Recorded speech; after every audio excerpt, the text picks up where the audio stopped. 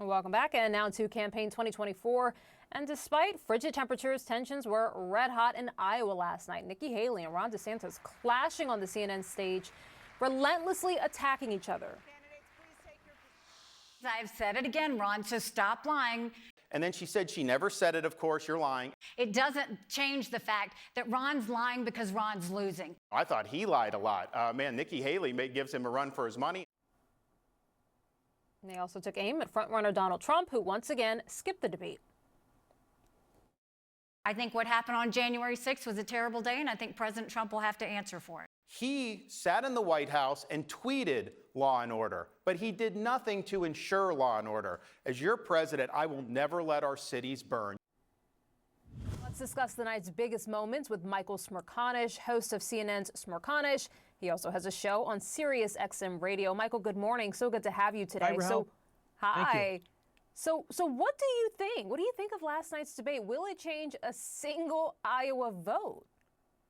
Probably not. I thought that Donald Trump won the DeSantis and Nikki Haley debate. And I say that because of simple mathematics. If he's really at 51% of the vote in Iowa, and that's the Des Moines Register latest poll, and 61% nationally, which is the national average of a lot of different polls, composite index, simple math says that Haley taking out DeSantis or DeSantis taking out Haley in and of itself is not enough to win. You got to drop the front runner. And Rahel, I thought that both of them went to great lengths to avoid saying anything at all that was negative toward Donald Trump, which is a continuation of what we've seen throughout the entire nomination fight thus far. So, Mets are Mets. I don't think it changed anything. Yeah, it's an interesting point, Michael. In fact, I want to play for you a clip of just some of what they said. It wasn't a lot, but some of what they said when they did address Trump. Take a listen. Do you believe Donald Trump has the character to be president again? Well, I think the next president needs to have moral clarity. When you look at Donald Trump, I have said, I think he was the right president at the right time. I agree with a lot of his policies, but his way is not my way. I don't have vengeance. I don't have vendettas. I don't take things personally. I appreciated what President Trump did, but let's just be honest. He said he was going to build a wall and have Mexico pay for it. He did not deliver that. He said he was going to drain the swamp. He did not deliver that. He said he was going to hold Hillary accountable, and he let her off the hook. He said he was going to eliminate the debt, and he added $7.8 trillion to the debt. Michael, we are, of course, days away from Iowa. Can they still afford to not really go after the person who's at the front of the pack? I'm so glad that you played that clip, because that was one of the moments that stood out for me, which was a prime opportunity for either of them, if they were to seize the opportunity, to go after Trump on the moral character basis, which is what Jake was asking. And then the initial part, I'll just use one example of Ron DeSantis' response, was to talk about Trump said he would build the wall and he didn't build the wall. Well, Governor, the question was about whether Donald Trump has the requisite moral character to be a commander-in-chief, and just an immediate pivot away from addressing that subject. Yeah, really fascinating. What about on the issue of abortion? As the Iowa caucus is near, as I said, Ron DeSantis, he's been keeping up these attacks on Nikki Haley when it comes to the issue. Of course, a really critical issue for evangelical voters in Iowa. This also came up in the CNN debate. Take a listen, Michael, and then I'll ask you a question on the other side.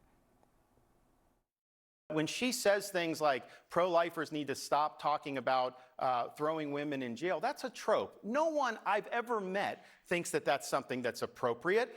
These women are in vulnerable situations. These fellas don't know how to talk about abortion. And the tropes that you want to talk about, you keep saying, where is anybody talking about putting a woman in jail or giving her the death penalty? South Carolina. There is legislation right now that would put a woman in jail if she got an abortion.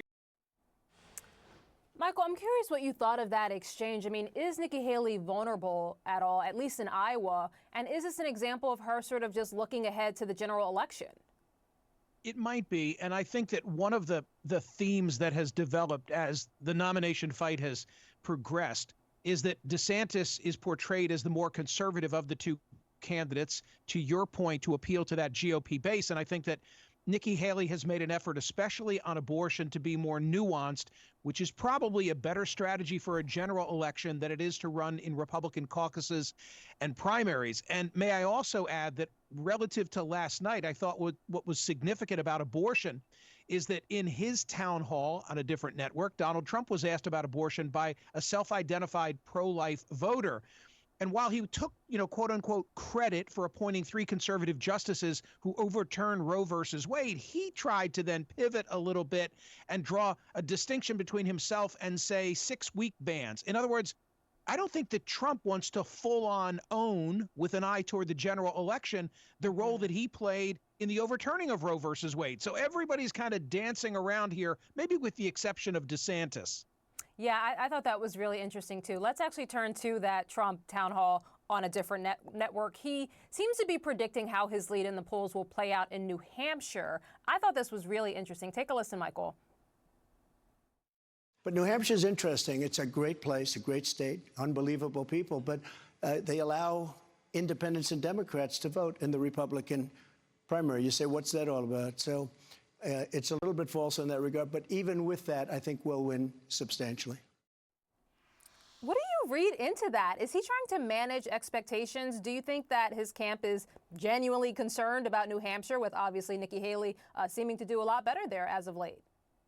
Totally. He's trying to reduce that bar. I think he has a stronger hand by all the polling data in Iowa than he does in New Hampshire. He's right that independents can play a role. They can vote in the New Hampshire primary. So the expectation is that Nikki Haley is well positioned in that state because it's rather unique among the first states that will cast ballots. It's less religious. It's more educated. It's more affluent than some of the other states. So it's kind of tailor-made for her, and some have noted that perhaps it's going to be a false representation, that Nikki Haley could run better in New Hampshire than she can run, say, in her own native state of South Carolina.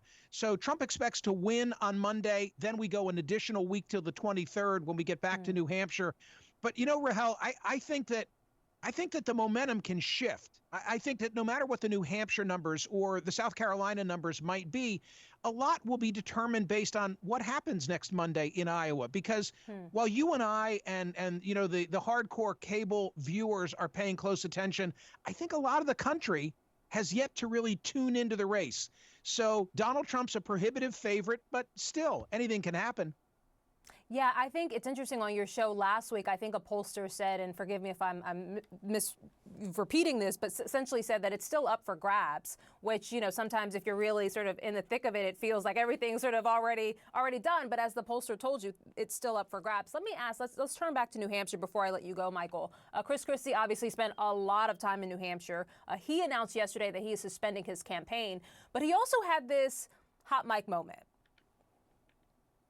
She's going to get smoked, and you and I both know it. She's not up to this. She hasn't even been. She's still 20 points behind Trump in New Hampshire, right? Yeah. And, oh, yeah. And he's still going to carry Iowa, right? Yes. Oh, I talked to DeSantis called me, petrified that I would. He's probably getting out after Iowa. Well,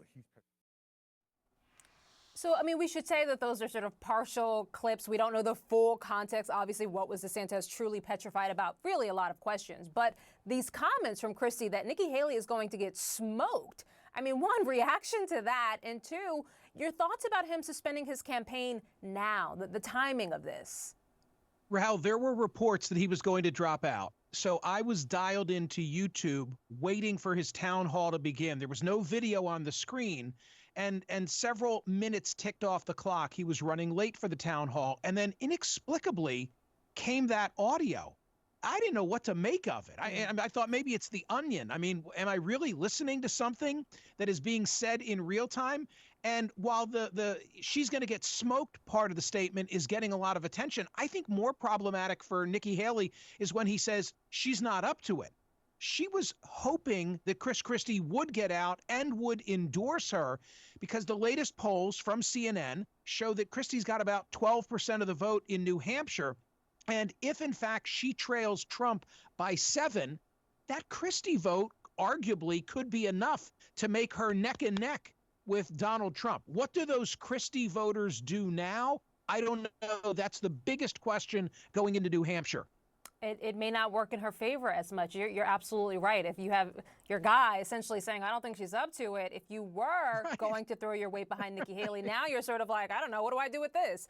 Michael Smerconish, always good to have you on the day after a debate. Thank you so much for the time today. Great to see you. Thank you for inviting me. I really appreciate it.